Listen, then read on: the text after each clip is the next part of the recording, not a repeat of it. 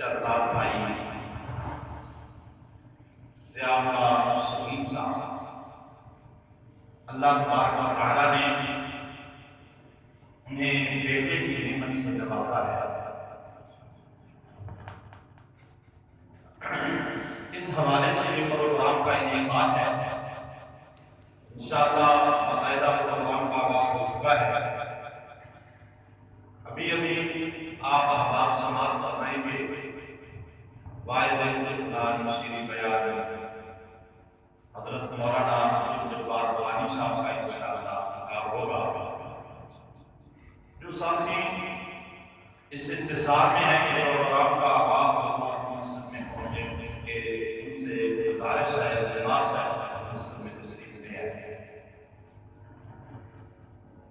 اس سے پہلے چند ایک جملے احادیث کی صورت میں آپ کے سامنے ادا کرنا چاہوں گا۔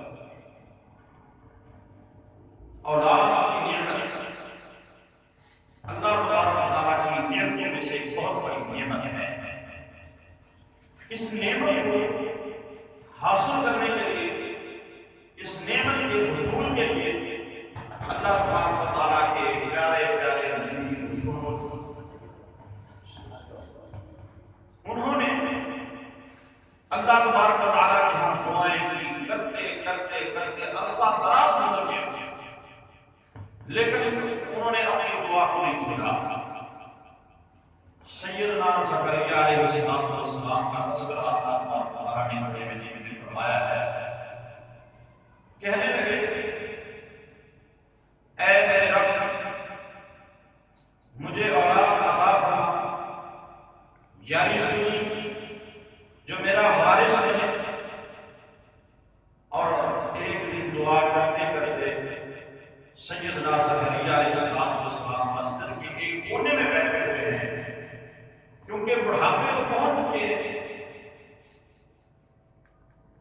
اور سر کے بال سفید ہو چکے ہیں، ہڈیاں کمزور ہو چکی ہیں، بیوی باندھ ہو چکی ہے۔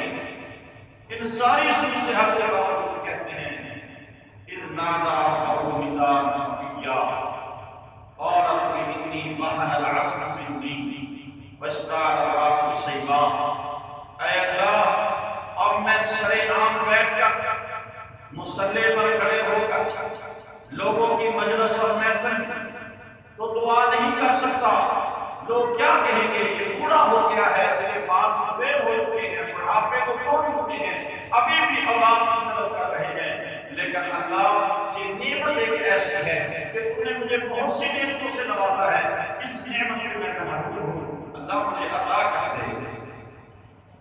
انی وهن العظم مني واشتعل الراس شيبا ولم اكن بدعائك رب شقيا۔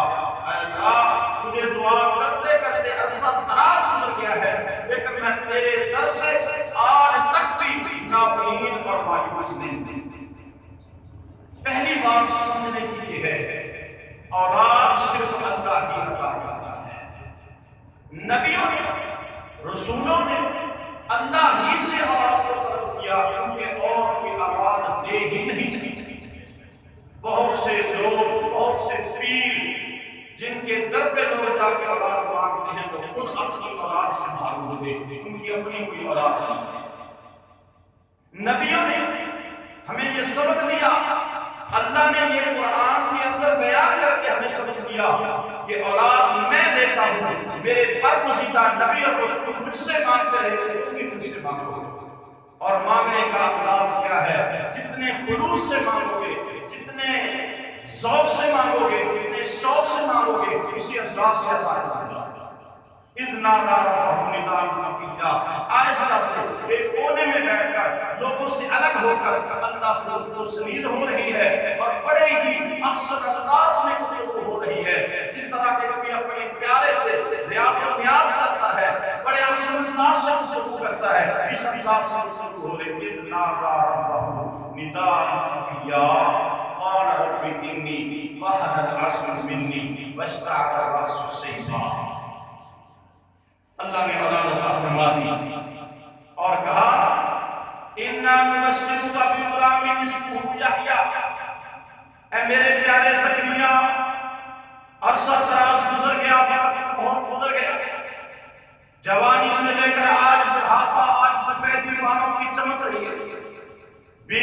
جوان ہو چکی، بوڑھی ہو چکی، لیکن اے میرے پیارے زکریا آپ نے میرا در نہیں چھوڑا۔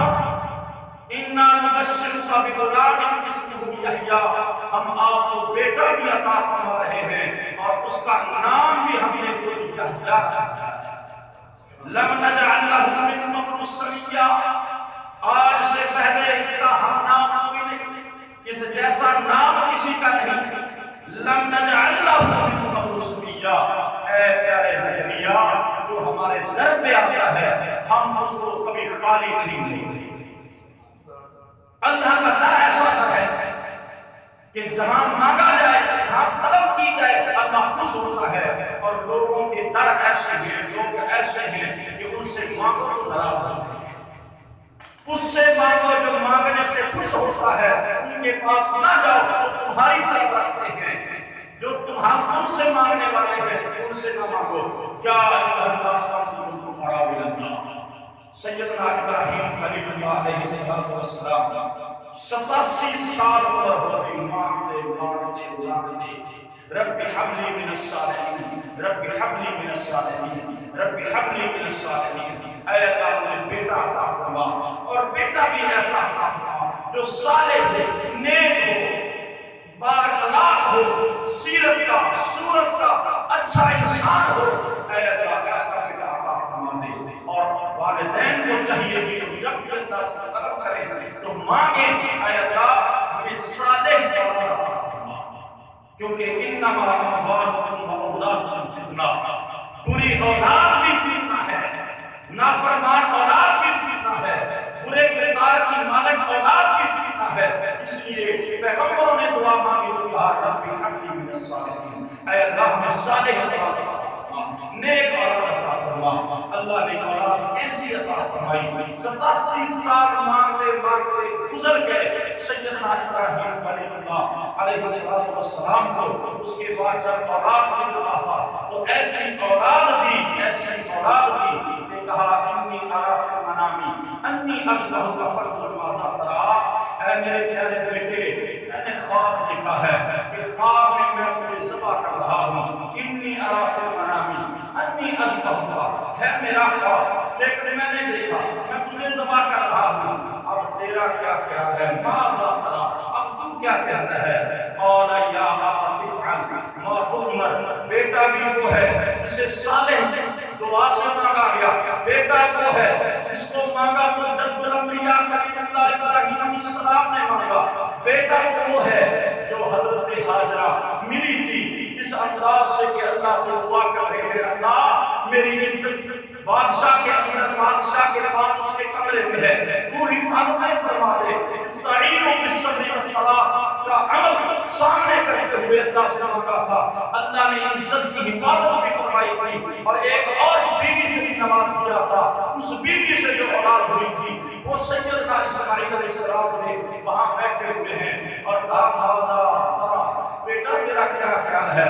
کہا یا ابت افعل ما تؤمر، ابا جان مجھے پتا ہے آپ کا خواب عام نہیں ہوتا، آپ انبیاء میں ہیں، آپ نبی ہیں، آپ کا خواب اللہ کی وحی ہوتا ہے، یا ابت افعل ما تؤمر، اے ابا جان جو آپ کا پروگرام ہے، جو آپ کو حکم دیا گیا ہے، مطلب یہ کہ آپ اپنی مرضی سے نہیں کرتے، میں آپ کی محبت کو جانتا ہوں کہ آپ کو مجھ سے کتنی محبت، 87 سال آپ مانگتے رہے، اللہ نے تب جا کے مجھے عطا فرمایا، آپ کی محبت کو میں خوب جانتا ہوں، لیکن اب جو آپ ذبح کرنے لگے ہیں کہ آپ اپنی مرضی سے نہیں کرنے لگے، ضرور آپ کو حکم دینے والا ہے اور وہ صرف ایک ہے، اب اللہ تعالی ہے، کیا ابت افعل ما تؤمر، آپ کر گزریے جو آپ کرنا چاہتے ہیں، ستجدنی انشاءاللہ من الصابرین، اگر اللہ نے چاہا آپ مجھے صبر کرنے والوں سے پائیں گے۔ صبر کی دولت بہت بڑی دولت ہے، اگر صبر کسی میں آ جائے لڑائی جھگڑے ختم، اگر صبر کسی میں آ جائے طلاق کی نوبت نہ آئے، اگر صبر کسی کے اندر آ جائے ان اللہ مع الصابرین، اللہ کی مدد اس کے ساتھ ہو جائے، اگر کسی کے اندر صبر آ جائے، یہ جتنی عدالتی کلچر، یہ جتنے تھانے کے نظام ہے، یہ جتنے حادثات ہو رہے ہیں، سارے کے سارے بے صبری کا منظر ہے، جس کسی کے پیچھے بھی چلے جاؤ تو کیا ہوگا، وہ میرے آگے کیوں چلا گیا؟ مسلم سے گزرنے کے لیے راستہ کیوں نہیں دیا؟ الغرض سب سے صبر کا مظہر ہے طلاق کا ہونا، اختلاف کا ہونا، لڑائیوں کا ہونا، حادثات کا ہونا، یہ عدالتی کلچر، یہ تھانے کے کلچر، یہ سارے کے سارے بے صبری کے مظہر ہیں۔ جس کو اللہ صبر کی دولت سے نواز دے یہ بہت بڑی دولت ہے۔ وَجَزَاهُمْ بِمَا صَبَرُوا جَنَّةً وَحَرِيرًا، فرمایا صبر ایک ایسا عمل ہے کہ جس کا ڈائریکٹ مطلب جنت ہے۔ سَتَجِدُنِي إِنْ شَاءَ اللَّهُ مِنَ الصَّابِرِينَ، آپ مجھے صبر کا جواب سے پائیں گے۔ اور پھر کیسا صبر؟ صرف بات تک محدود نہیں، بات چھری چلانے کے لیے تیار ہو گیا، بیٹا اپنی گردن کٹوانے کے لیے تیار ہے۔ تکلیف ہوتی ہے، کس کو نہیں ہوتی؟ اگر کسی کی ایک انگلی پہ چھری رکھ دی جائے اسے تکلیف ہوتی ہے، کسی کی گردن پہ ہوگی اسے کتنی تکلیف ہوگی؟ یہ باتیں کہہ لینا بڑی آسان ہے، سن لینا بڑی آسان ہے، سنا دینا بڑی آسان ہے۔ کبھی حقیقت کے آئینے میں جا کر تو دیکھو، غور و خوض کی دنیا میں جاؤ اور کہو کہ تجھے تمہارے بیٹے کو ذبح کرنے کا اللہ کی طرف سے حکم آ گیا ہے اور صبح تمہیں ذبح کرنا ہے، پھر دیکھنا کہ ہوگا کیا ہے، دل پہ چھریاں کس طرح چلتی ہیں۔ اس وقت حواس باختہ انسان ہوتے ہیں۔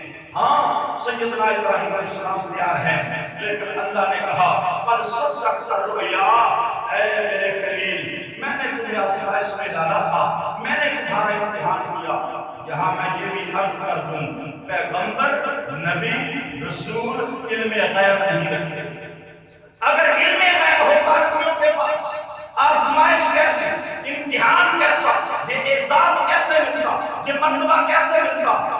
نعوذ باللہ ثم نعوذ باللہ۔ اگر کہیں کہ علم غیب ہے نبیوں کو پھر یہ محض ڈرامہ استغفر اللہ۔ جب کہ بات ایسی نہیں ہے، وہ علم غیب نہیں رکھتے تھے، تبھی تو سب کچھ کرنے کے لیے اپنے دل کو مضبوط کر کے تیار ہیں۔ اب اللہ نے کہا قد صدقت الرؤیا، ہم نے دیکھ لیا اے میرے پیارے خلیل، ہم نے 87 سال کی عمر میں آپ کو عطا کیا، لیکن پھر بھی آپ میرے راستے میں قربان کرنے کے لیے میرے حکم پر تیار ہو گئے ہیں۔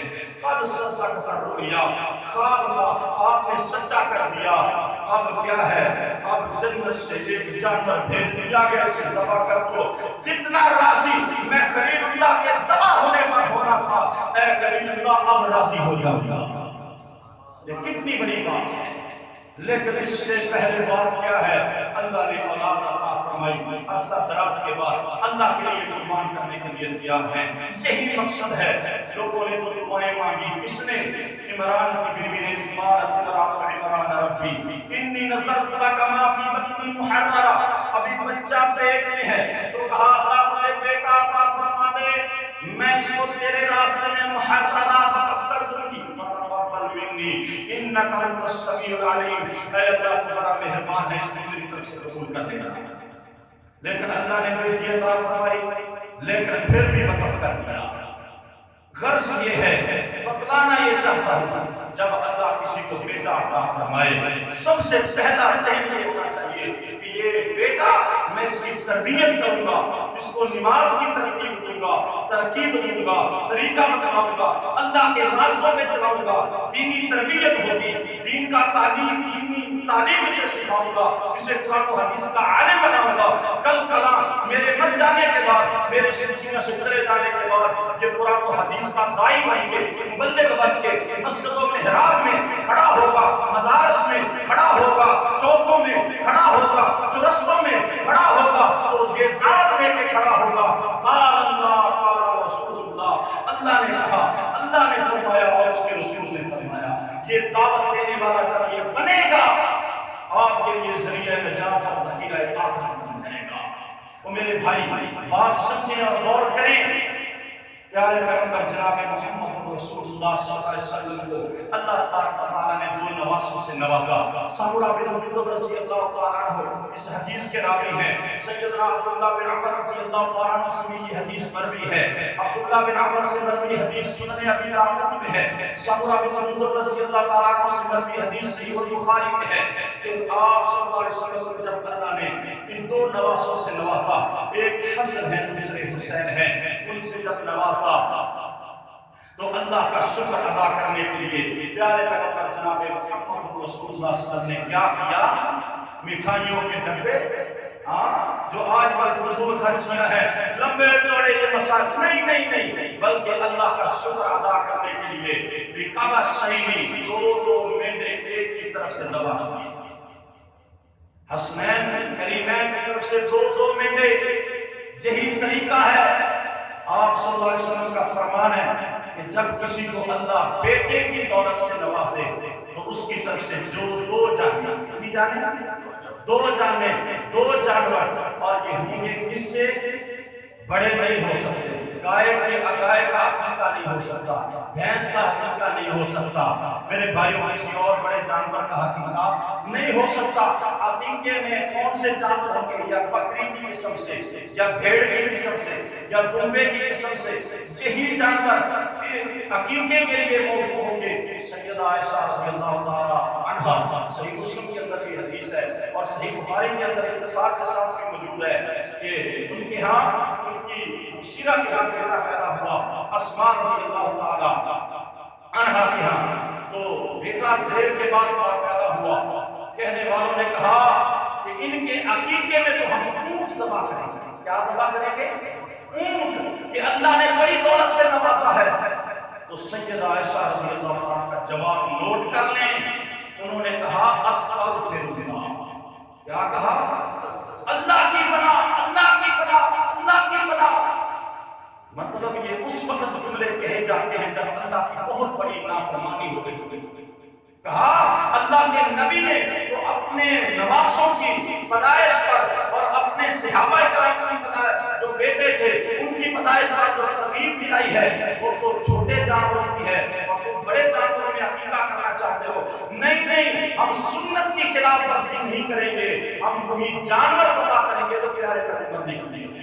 اس سے بڑھ کر اور وضاحت والی حدیث میں آپ کے سامنے کیا پیش کروں؟ بڑے جانور کا عقیقہ نہیں ہو سکتا۔ قربانی کے موقع پہ لوگ حصوں میں رکھ لیتے ہیں کہ میں نے 2 بیٹے، اس کے اتنے حصے ہو گئے، اس کے نہیں، یہ سنت کی مخالفت ہے، خلاف ہوتی ہے، یہ سنت سے ثابت نہیں ہے۔ کیسے ہوگا؟ 2 بکریاں، ایک بکرا ایک بکری، ٹھیک ہے، یا پھر 2 ہی بھیڑ کی قسم سے 2، ٹھیک ہے، قسم ایک ہونی چاہیے، بکری بکرا مذکر اور مؤنث کا کوئی مسئلہ نہیں، جنس کی ایک ہونی چاہیے۔ اگر اللہ بیٹی کی دولت سے نوازے تو ایک جان جائے، وہ بکری سے، بھیڑ سے یا دمبے سے ایک جان جائے۔ پیارے پیغمبر جناب محمد رسول اللہ صلی اللہ علیہ وسلم نے فرمایا، سمرہ بن جندب رضی اللہ عنہ کی حدیث ہے، فرمایا کل غلام رہینہ، جو بھی بچہ پیدا ہوتا ہے وہ گروی ہوتا ہے، اس وقت تک وہ گروی ہوتا ہے جب تک کہ اس کی طرف سے عقیقہ، نسیکہ، ذبیحہ، اس کی طرف سے جانور ذبح نہ کر دیا جائے، اس وقت تک وہ گروی ہوتا ہے، گروی۔ آج مسئلہ سمجھ لیں، سن لیں، لوگ لاکھوں روپے لگا دیتے ہیں، منوں مٹھائیاں تقسیم کر دیتے ہیں، جس کا اللہ کے ہاں ایک ذرا برابر بھی اجر نہیں ہے۔ اصل حقیقت کیا ہے؟ شریعت کیا کہتی ہے؟ جب اللہ اولاد کی دولت سے نوازے، خوشی اس بات میں ہے کہ اس مالک نے جو دیا ہے اس کے لیے جانور ذبح کرنا عقیقے کی صورت میں۔ اصل خوشی یہ ہے، آپ سن لیں، سمجھ لیں، اس مسئلے کو پلے باندھ لیں، عقیقہ کرنا واجب ہے۔ جس کو اللہ حیثیت عطا فرمائے، طاقت ہو، اس پر عقیقہ کرنا واجب ہے۔ اور سیدنا مفتی عطا بن ابی رباح صاحب کہتے ہیں رحمہ اللہ، کبار تابعین کے اندر ان کا شمار ہوتا ہے، بڑے جلیل القدر صحابہ کے جو شاگرد تھے، 70 حج کیے تھے انہوں نے۔ کتنے حج کیے تھے؟ 70 حج کرنے والے، 50 حجوں میں خود امام حج تھے، مفتی اعظم کے نام سے مشہور ہوئے، خود 50 حجوں کے اندر امام حج، ان کا فتویٰ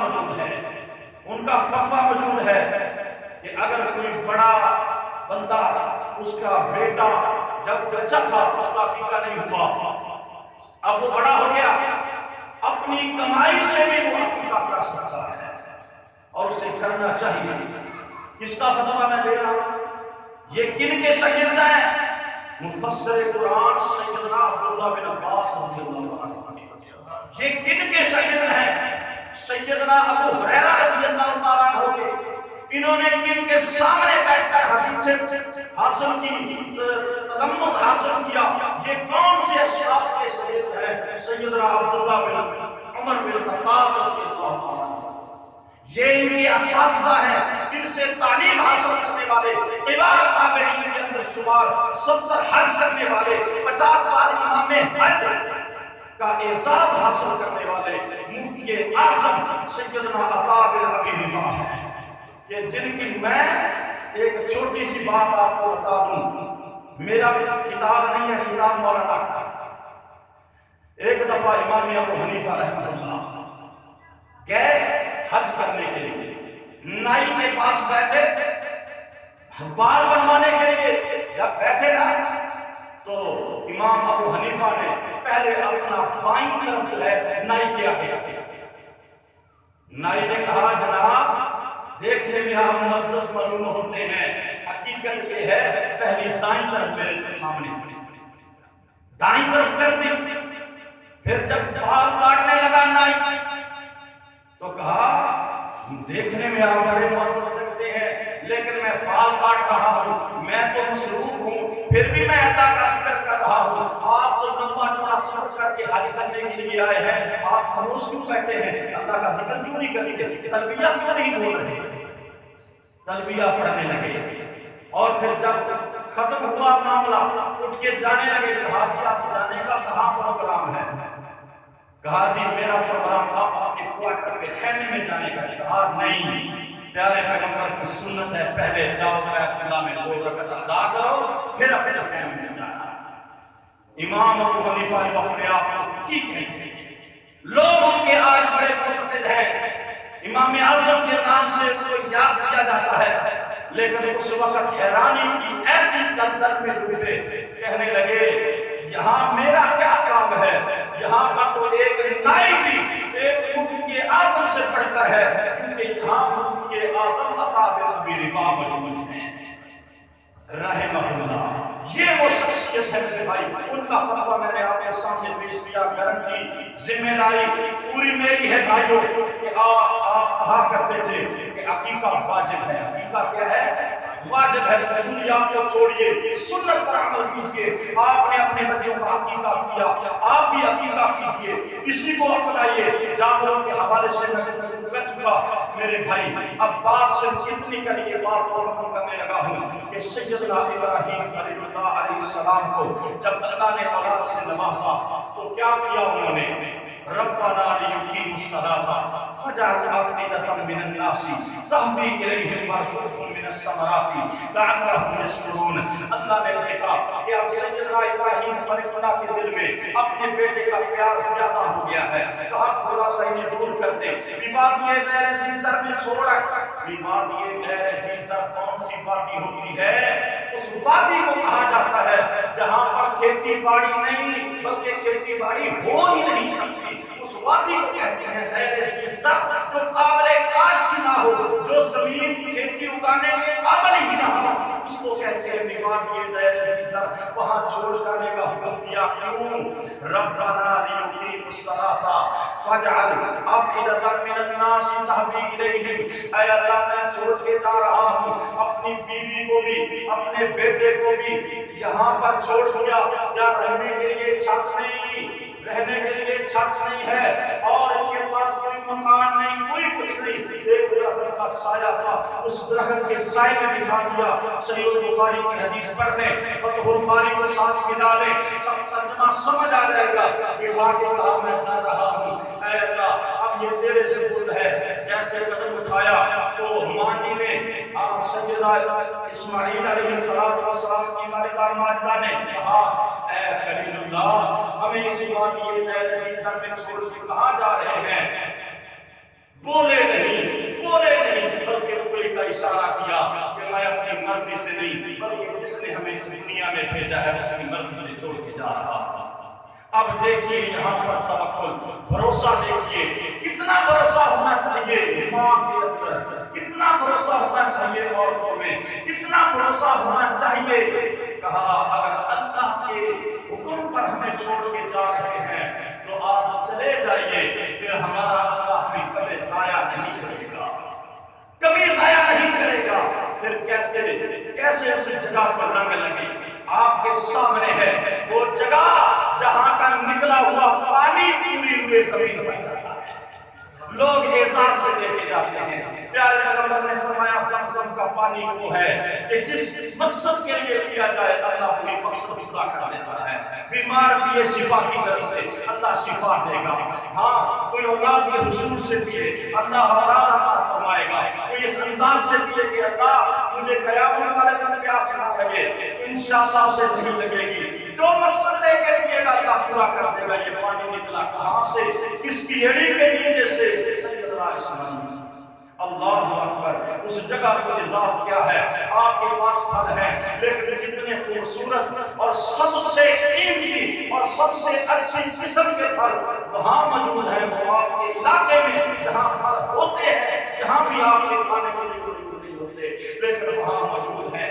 اس لیے ربنا لیقیموا الصلاۃ، سیدنا ابراہیم خلیل علیہ السلام نے وہاں سے ہٹ کے دعا کی تھی، اللہ ربنا لیقیموا الصلاۃ، میں نے تیرے کہنا مان کے چھوڑ دیا اپنے بچے کو، لیکن اس چھوڑنے کا میرا مقصد کیا ہے؟ بچہ کتنا بڑا تھا؟ آئیے صحیح بخاری اٹھائیے، بچے کی عمر 5-7 سال نہیں تھی، بچہ ابھی دودھ پینے والا تھا، دودھ پینے کی مدت رضاعت میں ہے، کہا ربنا لیقیموا الصلاۃ، اللہ میں نے اپنے بیٹے کو یہاں اس لیے چھوڑ دیا تاکہ یہ نماز پڑھے، تیرے گھر کو آباد کرے، اندہ بیتی کا محرم، اے اللہ میں نے تیرے گھر کے پاس اسے چھوڑا تاکہ تیرے گھر کو آباد کرے، جہاں آسان ہو، جہاں یہ جماعت کرائے، جہاں پر نماز پڑھی جائے۔ اب دیکھ لیں چھوٹا سا بھی سیل خار بچہ ہے، اس کے لیے اتنی فکر ہے، ہمارے بڑے بڑے بچے ہو جاتے ہیں اور ہم پھر بھی نہیں کہتے۔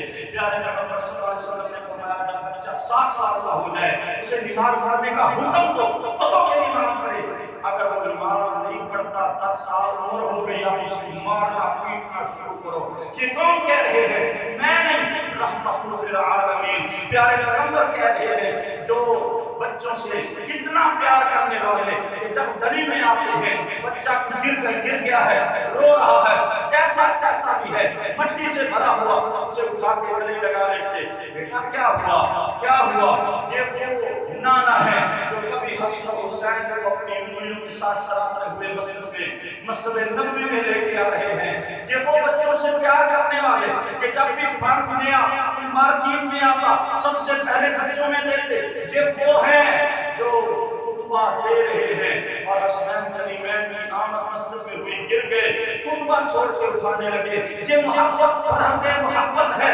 پیارے پیغمبر کی بچوں کے ساتھ۔ آپ صلی اللہ علیہ وسلم اس کو اٹھا کے حسنین کریمین کو اٹھا کر چل رہے ہیں، سر سے اوپر کمبل لیا ہوا ہے۔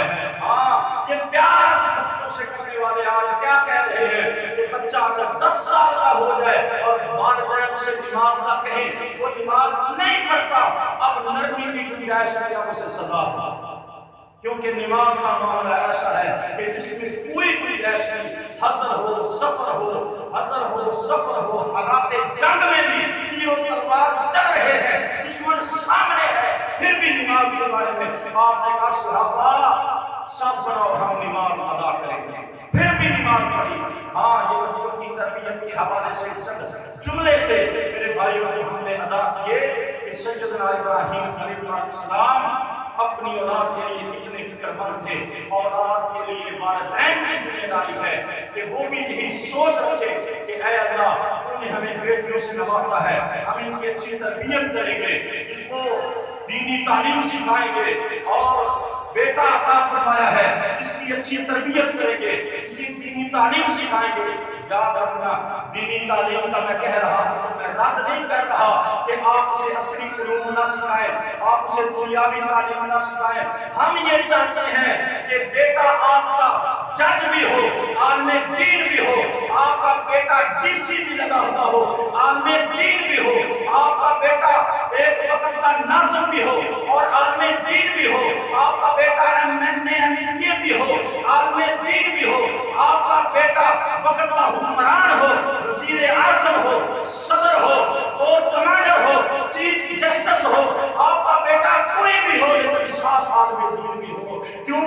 پیارے پیغمبر نے فرمایا خیرکم من تعلم القرآن وعلم، سب سے بہترین وہ ہے جو قرآن مجید پڑھتا اور پڑھاتا ہے۔